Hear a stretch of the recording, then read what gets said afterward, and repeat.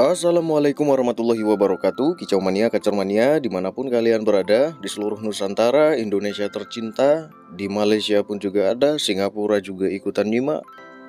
Apa kabar kalian? Masih lancar semua? Ngerokok, ngopi, ngeteh, nyusu. Kalau masih lancar semua berarti kita satu server. Tapi kalau nggak lancar lagi, nah ini bahaya ya kan? Jangan dibiarkan saja. Berarti kita harus berusaha lebih giat lagi supaya apa yang kita inginkan, apa yang kita cita-citakan bisa tercapai. Kalau kita cuman berleha-leha saja ya susah juga kalau seperti itu, ya kan? Seperti biasanya kalian siapkan dulu rokok dan kopi kalian. Rokok dan kopi saya sudah siap semua. Ini bukan lagi kopi dan rokok, tapi ditemani sama apa ya tadi namanya? Buah sukun. Wah, gorengan sukun tapi dibikin keripik. Wais. Mantap kan? Apalagi kalau ada keripik pisangnya, ini asik juga. Tapi yang adanya cuman buah sukun. Kalau di tempat saya itu namanya buah sukun. Ini kalau dimakan gurih sekali. Terserah kalau kalian mau menyiapkan apa ya terserah. Mau pisang goreng, ya kan? Mau bakwan, ya terserah kalian. Kemudian jangan minuman yang memabukkan kalian. Oke? Pada kesempatan kali ini saya akan membahas satu pembahasan yang ditanyakan sama teman kita. Siapakah itu?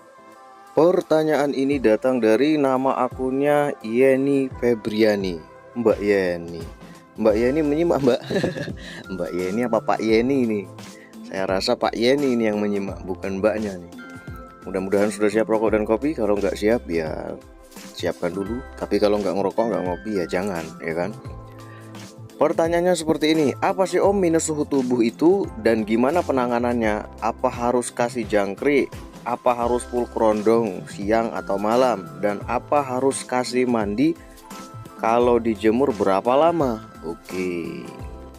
Kalau kita sudah memahami apa sih minus suhu tubuh pada burung kacer itu, maka tentu kita akan ngerti langkah apa yang harus kita lakukan. Apakah mau di full kerondong? Apakah mau diberikan penjemuran? Apakah mau diberikan ekstra puding? Kita akan tahu sendiri, ngerti sendiri kita apa yang harus kita perbuat, apa yang harus kita lakukan ketika burung kacer minus suhu tubuh, ya kan? Kalau kita paham, kita akan tahu sendiri, ngerti sendiri. Sama seperti kita, waduh saya lapar nih. Ya kita ngerti kalau lapar itu jawabannya makan kan? Nggak mungkin jawabannya minum. Nggak mungkin jawabannya itu ke toilet. Nggak mungkin, nggak bisa. Kalau kita lapar, jawabannya adalah makan. Nggak bisa diganti dengan yang lain. Lapar, jawabannya motoran. Oh, itu nggak bisa, nggak mungkin bisa, ya kan? Lapar, tidur, bangun tidur tetap lapar. Ada orang yang nggak bisa tidur kalau lapar, sama seperti saya. Jadi, kalau kita sudah paham arti lapar ini, ya kan? Maka kita akan tahu cara mengatasinya. Kan seperti itu sederhananya. Nah, burung kacer adalah hewan yang berdarah panas. Sudah pernah saya jabarkan. Artinya, hewan yang berdarah panas adalah hewan yang mampu mengatur suhu tubuhnya sendiri. Mau kalian bawa ke tempat yang suhu udaranya dingin, mau kalian bawa ke tempat suhu udaranya panas, maka dia akan tetap berusaha mempertahankan suhu tubuh yang normal supaya tetap konstan di angka yang normal. Nah, inilah hewan yang berdarah panas. Sama seperti kita. Kalau kita main ke kutub utara, maka tubuh kita akan menggigil, ya kan? Menggigil, artinya tubuh kita sedang menjaga suhu tubuh supaya tetap normal. Kan seperti itu. Kalau kita ke tempat yang panas, maka badan kita ini akan keringetan, ya kan? Waduh, basah semua sih badan saya nih. Waduh, panas sekali tempat ini. Itu tanda kalau tubuh kita sedang menjaga supaya suhu tubuh kita itu tetap normal. Tetap di angka yang normal. Kalau dia naik, ini bahaya. Kalau dia terlalu turun, lebih bahaya lagi. Nah, dari sini mulai kebaca kan? Nah, kalau kita membawa burung kacer kita ke tempat suhu udaranya itu dingin, ya kan? Terus kita itu tidak memberikan penjemuran sama sekali, tidak memberikan pengerondongan sama sekali, maka dia tetap akan berusaha untuk menjaga supaya suhu tubuhnya tetap normal, ya kan? Tapi dalam jangka waktu tertentu, kalau terlalu lama, maka dia bisa lemes, ya kan? Maka kekuatan untuk menjaga suhu tubuh yang normal ini akan berkurang dan akhirnya suhu tubuhnya menurun. Itulah yang kalau di dunia kita itu disebut dengan hipotermia. Berarti suhu tubuh kita itu sedang turun, ya kan?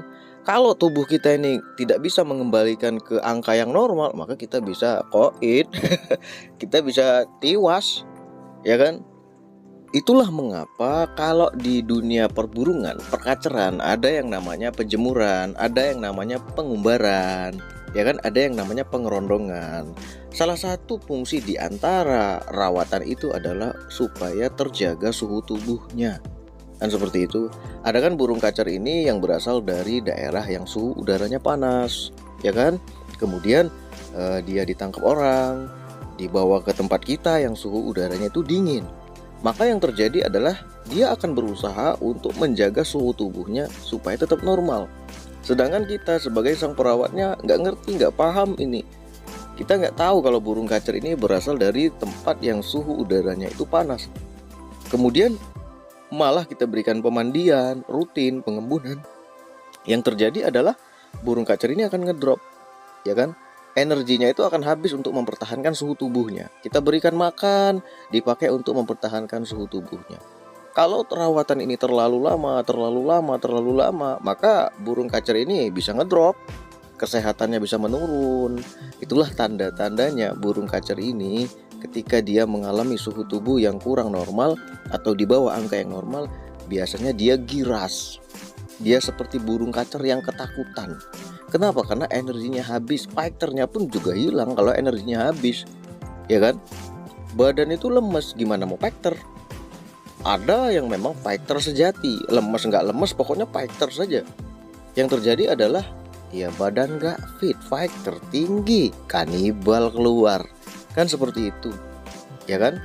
Nah, inilah rata-rata yang terjadi sebenarnya pada burung kacer yang kita rawat masing-masing. Ada yang berasal dari suhu udara panas, ada yang berasal dari suhu udara dingin. Hanya saja kita nggak ngerti ini burung kacer ini dari mana. Apakah suhu udaranya panas, apakah suhu udaranya dingin. Kan seperti itu. Itulah mengapa ada yang merawat dari bahan terus dirawat berbulan-bulan, bertahun-tahun, gak gacor-gacor itu burung. Bahkan seperti burung yang penakut terus.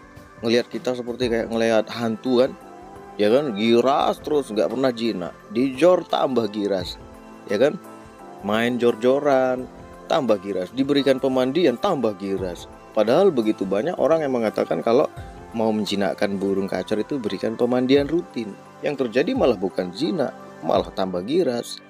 Itu pertanda kalau burung kacer ini biasa hidup di tempat yang panas. Tapi sang perawat memberikan pemandian, pengembunan, sesuatu yang dingin.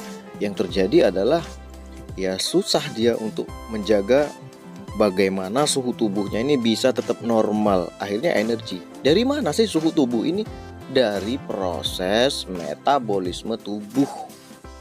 Kemudian begitupun sebaliknya, ketika kita memiliki burung kacer atau baru beli burung kacer bahan yang biasa hidup di tempat yang suhu udaranya dingin. Kemudian kita sebagai sang perawatnya malah memberikan penjemuran terus menerus, dijemur kencang terus 2 jam, 3 jam. Maka dia pun akan berusaha untuk menjaga suhu tubuhnya supaya tetap normal, supaya tetap di angka yang konstan, normal terus. Ya kan, akhirnya energinya habis. Ngos-ngosan, mengap, ya kan? Itu tanda dia berusaha untuk mengatur suhu tubuhnya. Hanya saja masih kita berikan penjemuran. Akhirnya stres dia. Ketika dia stres, dia bisa salto, dia bisa dehidrasi. Nah, ini yang paling banyak terjadi, ya kan? Akibat dari dia berusaha untuk menjaga suhu tubuhnya. Padahal dia berasal dari tempat yang dingin, sang perawat beri jemur kenceng. Padahal dia biasa hidup di tempat yang panas, sang perawat memberikan pemandian rutin setiap hari. Akhirnya kan kebolak-balik kan, ya kan? Jadi tidak sesuai dengan apa yang dia butuhkan. Itulah keluar rawatan satu arah, bodi besar, bodi kecil. Nah, tinggal kalian pahami saja. Kalau kalian pahami, tentu kalian akan mengerti.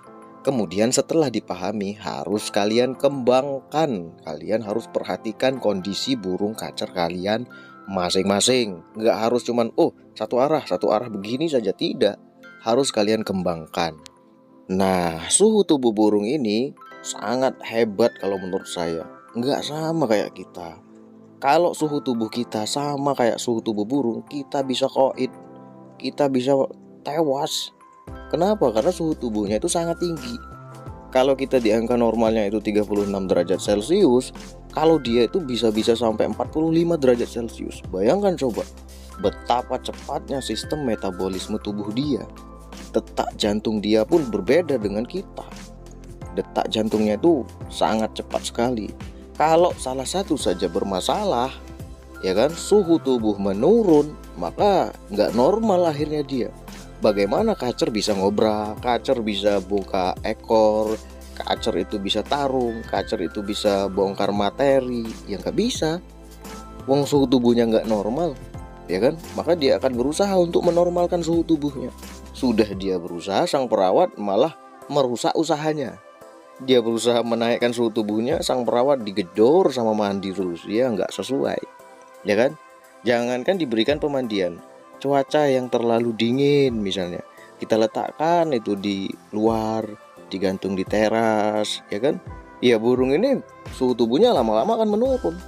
Karena ditiup angin sepoi, ya suhu tubuhnya akan menurun, kan seperti itu. Jangankan dia, kita pun seperti itu. Coba kita nongkrong di luar malam hari dengan suhu udara yang dingin, maka kita pun bisa lemes. Itulah nggak boleh begadang supaya kita tetap sehat, ya kan? Apalagi begadang itu di luar ruangan. Wah, ini lebih bahaya lagi. Tidur di luar ruangan nggak biasa, angin masuk, bisa dicabut nyawa kita kalau seperti itu. Iya kan? Jadi kita taruh di luar saja dengan kondisi udara yang kencang, kemudian cuaca dingin, itu pun bisa menurunkan suhu tubuhnya. Itulah mengapa pada saat musim hujan, burung kacer dikerondong, di full kerondong, cangkriknya dikurangi, ya kan? Kemudian diberikan pur saja, atau diberikan ekstra puding yang minim-minim saja. Kalau nggak diberikan ekstra puding, malah dianya ngedrop. Ada juga yang seperti itu. Walaupun suhu udara dingin, dia tetap membutuhkan ekstra puding. Kan banyak, ya kan? Sama seperti pada saat mambung, ada yang butuh ekstra puding, ada yang tidak kalau dia sudah over birahi, ya kan? Kalau kita nggak ngerti ya main serampangan saja. Burung over birahi, pas mambung kasih ekstra puding, pas musim hujan kasih ekstra puding, ya amblas dianya. Kan seperti itu, semakin tinggi over birahinya. Nah, dari sini bisa kita pahami pentingnya menjaga suhu tubuh burung. Burung kacer di luar itu yang liar-liar itu biasa kena hujan, kena embun, kena pokoknya cuaca ekstrim dingin nggak apa-apa tuh Ya beda lah, burung kacer di alam liar tuh kan mereka bebas terbang ke sana kemari. Burung di dalam sangkar, ya kan, di dalam perawatan kita. Nggak ada kebebasan dia untuk terbang, ya kan. Terbang itu bisa meningkatkan sistem metabolisme tubuh, ya kan. Berarti suhu tubuhnya akan meningkat, kan seperti itu. Itulah fungsinya dari pengumbaran, supaya dia meningkat metabolisme tubuhnya. Penjemuran pagi, ya kan. Bedalah antara hidup di sangkar dan hidup di alam, tentu beda. Mereka punya kemampuan sendiri, mereka punya insting tersendiri, apa yang harus mereka lakukan, kan seperti itu, ya kan. Jadi apabila suhu tubuh burung kacer menurun, maka yang lain akan terganggu. Jadi kita sebagai sang perawat menjaga itu, ya dengan pengerondongan, ya dengan penjemuran, ya dengan pengumbaran. Oke, silahkan kalian pahami, silahkan kalian cerna. Semoga info ini bermanfaat. Wassalamualaikum warahmatullahi wabarakatuh.